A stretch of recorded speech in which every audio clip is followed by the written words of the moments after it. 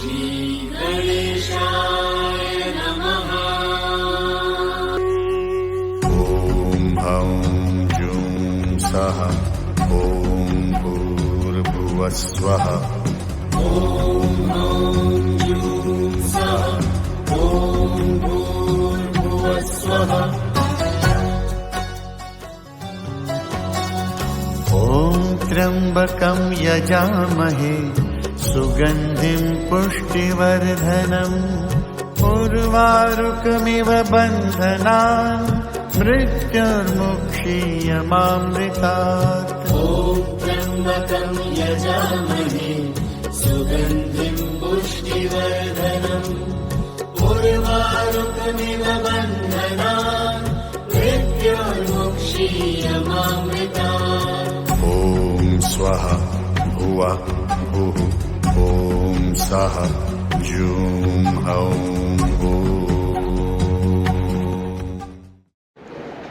नमस्कार साथियों, मैं राजकुमार दिल्ली क्राइम प्रेस से आज मैं आया हूं बरेली के एक हिस्से में, ख़ास हिस्से की बात करूंगा कि वो हिस्सा ऐसे ख़ास हो जाता है कि यहाँ पे महादेव जी का मंदिर भी है और उस मंदिर के बारे में और उसकी मान्यता के बारे में और यहाँ पर उनकी क्या क्या प्रसिद्धि है और कैसे कैसे यहाँ पे कार्य होते हैं या जो भी इन्होंने मनोकामनाएं पूरी होती देखी हैं, हम उसके बारे में बात करेंगे। सर, आपका नाम? मैं मंगली सिंह वर्मा, अध्यक्ष मंदिर गौरी शंकर गुलड़िया उपराला शिव ट्रस्ट जी। मैं आपके न्यूज़ चैनल डेली क्राइम से जनता को ये बताना चाहूँगा कि इस मंदिर की क्या क्या उपलब्धियाँ हैं। सबसे पहले मैं, जहाँ तक मेरी आवाज़ पहुँच रही है, सर जी, मैं सभी को प्रणाम करना चाहूँगा, जय भोले की करना चाहूँगा। अब रही इस मंदिर की उपलब्धियों की बात, तो इस मंदिर की सबसे बड़ी उपलब्धि हमारे यहाँ जो है शिवलिंग है जी। और ये शिवलिंग सर द्वापर काल से है, मतलब इतना पुराना जी। है? ऐसा बताया जाता है कि इस शिवलिंग की स्थापना पांडवों द्वारा की गई थी। बहुत अच्छा जी। ये मंदिर संवत 1941 में बना है। इससे पहले मुग़ल साम्राज्य था, उस समय ये मंदिर ध्वस्त हो गया था, ऐसा बताया जाता है जी। एक किताब आती है औला का इतिहास, उसमें ऐसा कहा गया है। ठीक है। और ये मंदिर जो और ये शिवलिंग 5000 वर्ष पूर्व बताई जाती है। और इस मंदिर की सबसे बड़ी विशेषता ये है, श्रीमान जी, ये शिवलिंग थोड़ा थोड़ा करके बढ़ती है। अच्छा, मतलब जी, एक से इतना बड़ा नहीं है, थोड़ा थोड़ा करके ये बढ़ती है, mm में बढ़ती है। इसका प्रमाण भी मिला है जी। माननीय मंत्री जी हैं हमारे, इस समय पशुधन मंत्री हैं श्री धर्मपाल सिंह जी, उनके बड़े बेटे डॉक्टर यशवंत जी ने नहीं दुष्यंत जी ने इस शिवलिंग के राउंड में चारों तरफ पीतल लगवाई थी, अर्घा बनवाया था। उस समय पीतल शिवलिंग पे भी लगवाई थी। उसके बाद एक सेठ जी बरेली से आए, उन्होंने कहा कि हम इसमें पत्थर लगवाएंगे। ठीक है जी। जब वो उस पीतल को उखाड़ा गया तो उसमें इतनी धसी हुई निकली थी, 3-3 उंगल, 3-3 अंगुल पीतल, मतलब शिवलिंग के अंदर धस गया था। वहाँ धस गया था। धसने का मतलब आप समझिए, बाहर की शिवलिंग मोटाई पकड़ गई जी और वो वहीं पे रही। इसका मतलब ये है शिवलिंग बढ़ती है। बिल्कुल, इसका मतलब तो यही हुआ कि जब बढ़ रहा है। मेरा जन्म स्थान इसी गांव में है, इसी गांव का रहने वाला हूं, इसलिए मुझे सब मालूम है। बहुत अच्छा। जितना मालूम है उतना बता रहा हूं। एक विशेषता यहाँ की और है जी।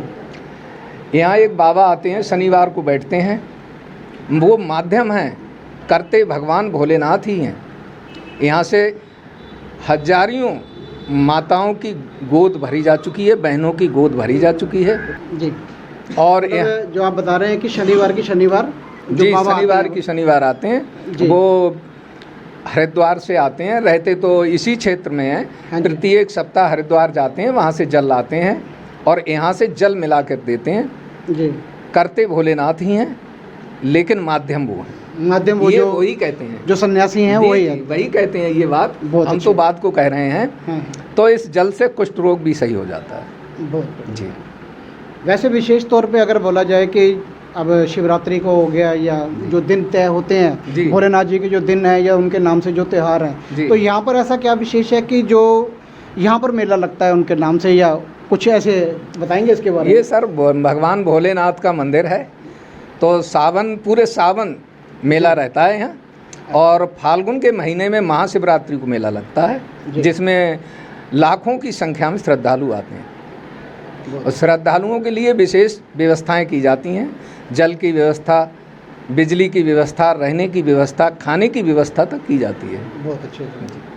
तो ये सारा जो काम होता है, जो मंदिर की देख रेख है या मंदिर में जो भी आप बता रहे हैं कि जो उनके लिए व्यवस्था की जाती है, ये किसी ट्रस्ट द्वारा या किसी व्यक्ति विशेष द्वारा की जाती है? ये साहब ट्रस्ट द्वारा की जाती है। और खाने पीने की व्यवस्था माननीय मंत्री जी, दुष्यंत जी, हाँ नहीं, माननीय मंत्री जी जो हैं इस समय पशुधन मंत्री हैं, हाँ जी, धर्मपाल सिंह जी, उनके द्वारा की जाती है। तो धर्मपाल जी इसी क्षेत्र से, इसी गांव के रहने वाले, इसी गांव के रहने वाले? जी हाँ। चलो, तो और भी बढ़िया, बहुत अच्छे से।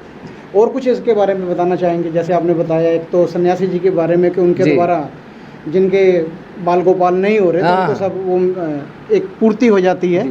तो ये भोलेनाथ की कृपा उनके ऊपर बरसती। और जो आप मेला बताया, वो तो मेला तो लगता ही है। कुछ और इसके बारे में बताना चाहेंगे सर? ये साहब उसी पांडवों के द्वारा इनकी स्थापना की गई है। और इसके करीब 3 किलोमीटर दूरी पर जी, सीधे जाएंगे तो आप 3 ही किलोमीटर है, नहीं तो 2 किलोमीटर बैठेगा, जिसे रामनगर किला के नाम से जाना जाता है। रामनगर किला कहते हैं, रामनगर किला के नाम, लेकिन वो राजा द्रुपद का किला है। द्रौपदी के द्रौपदी के पिताजी जो राजा द्रुपद है, उनका किला है, उनका किला है जी। हस्तिनापुर था पहले यहाँ, हस्तिनापुर के रहने वाले थे वो। हाँ, तो अभी जैसे मैंने कुछ और भी इधर के रहने वालों से सुना, वो पूजा याचना करने के लिए यहाँ आते थे। जैसे मैंने सुना इस मंदिर के अंदर अश्वत्थामा जी का भी जी आप के बारे में सुन रहा हूँ कि आते रहते हैं। जी, मैंने ऐसा कुछ नहीं सुना है। जैसे पौराणिक कथा या आपके इलाके के रहने वाले कुछ बता रहे हैं? हाँ, बताने वालों को ज़्यादा जानकारी, कि वो माथा यहाँ पर भी, माथा यहाँ पर भी टेकने आते? जी, आते होंगे, मुझे ऐसी जानकारी नहीं। चलिए, ये कहना चाहूँगा कि ये आप ज़्यादा से ज़्यादा शेयर करेंगे तो इस मंदिर के बारे में, अपने हिंदू धर्म को जो मानते हैं या महादेव की जो पूजा करते हैं, उनको एक जगह के बारे में और पता लगेगा कि गुलड़िया के अंदर उपराला में ये जगह है, बरेली के पास पड़ती है। तो आप भी ज़रूर यहाँ पे दर्शन के लिए आइए और अन्यों को भी बताइए, जिससे हमारे सनातन धर्म के बारे में लोगों को और भी पता लगे। तो इसी के साथ मैं ये आज की ये बात यहीं पे ख़त्म करता हूँ। मैं राजकुमार, दिल्ली क्राइम प्रेस से। जय हिंद, जय दिल्ली क्राइम।